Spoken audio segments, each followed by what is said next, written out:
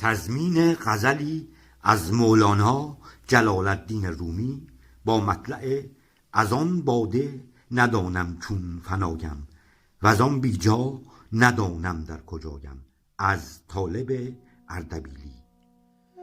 نشان عشق را من می نمایم که بینی اندران رمز بقایم.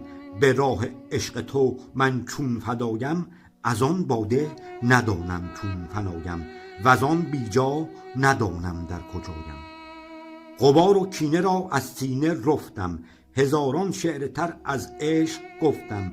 از آن ره از دل این آوا شنفتم، زمانی قعر دریایی درافتم. دمی دیگر چو خورشیدی برآیم.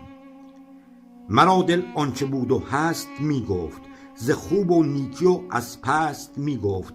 زمانی عهد را بشکست می گفت، بدیدم حسن را سرمست می گفت. بلایم من بلایم من بلایم. به راه عشق من جان دادم آسان، از آن در خانه‌اش گردیده مهمان. شنیدم صحبتی از عهد و پیمان، جواب آمد ز هر جایی 200 جان. تو رایم من تو رایم من تو رایم. دمی گر روی خوش بر من نمایی، نجاتم میدهی از بینوایی. جوابت میدهم از بیریایی، به من گویی چرا با خود نیایی. تو بنما رخ که من با خود بیایم. سخن بیهوده را چون هر خسی گفت، به من از عشق یار نورسی گفت. از این زیبا سخن نتوان بسی گفت، بگفتم شمس تبریزی کسی گفت. شمایم من شمایم من شمایم.